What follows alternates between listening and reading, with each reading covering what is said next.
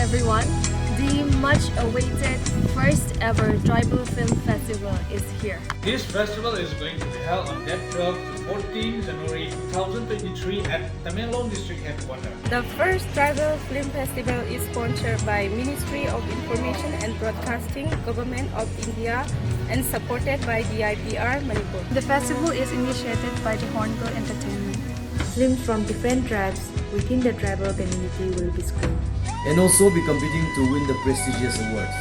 Film fraternity from different tribes of Manipur will be attending this event. Apart from film screening, there will be a film appreciation course. The festival is organized to promote the Tribal Film Fraternity and also to promote love, peace and harmony among the people. Please do come and witness this grand festival with your loved ones.